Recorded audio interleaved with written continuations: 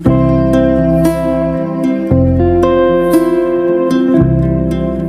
बच्चों, नमस्कार। नैतिक शिक्षा की कक्षा में आपका स्वागत है। अपनी पिछली कक्षाओं में मैंने कक्षा 4 के पाठ 1 से 6 तक को वाचन करके तथा उसके प्रश्नोत्तर आदि समझाकर पूरे करा दिए हैं। आज की कक्षा में हम पाठ 7 सृष्टिकर्ता के प्रश्नोत्तर आदि को समझकर पूरा करेंगे, जिसमें बताया गया है कि ईश्वर ही सृष्टिकर्ता अर्थात दुनिया को बनाने वाले हैं। और इस पाठ में 2 सहेलियां हैं, ऋतु और रीता, और दोनों ही भिन्न विचारों वाली हैं। ऋतु नास्तिक है तथा रीता आस्तिक है अर्थात ईश्वर को मानने वाली है। तो फिर उन दोनों के विचारों में अंतर है और अंत में रीता ऋतु को यह समझाने में सफल हो जाती है कि ईश्वर ही सृष्टिकर्ता है अर्थात सृष्टि को बनाने वाले हैं। तो आइए अब हम इस पाठ के प्रश्नोत्तर को पूरा करते हैं। प्रश्न नंबर 1, ऋतु और रीता के विचारों में क्या अंतर था?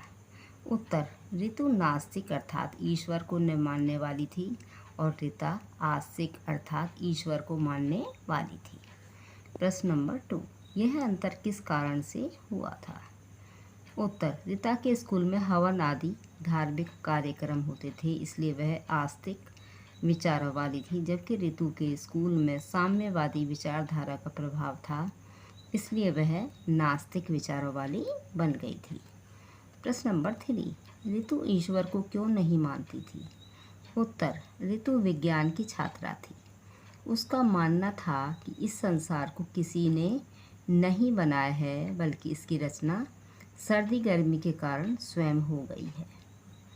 प्रश्न नंबर 4, रीता ने उसे समझाने के लिए किस चीज़ का सहारा लिया? उत्तर, रीता ने ऋतु को समझाने के लिए एक सुंदर चित्र का सहारा लिया।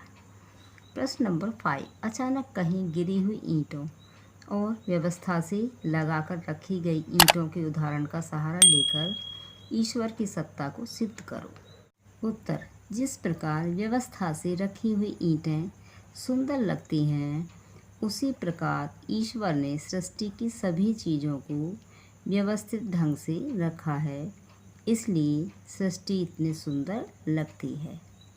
प्रश्न नंबर 6, तुम अपने नास्तिक मित्र को ईश्वर की सत्ता का बोध किस प्रकार कराना चाहोगे?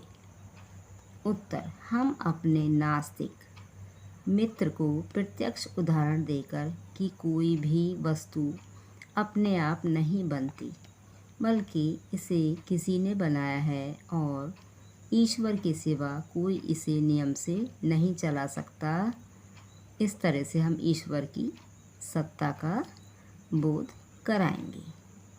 अब अंत में एक पाठ का सुविचार है, ईश्वर नित्य पवित्र और सृष्टि करता है।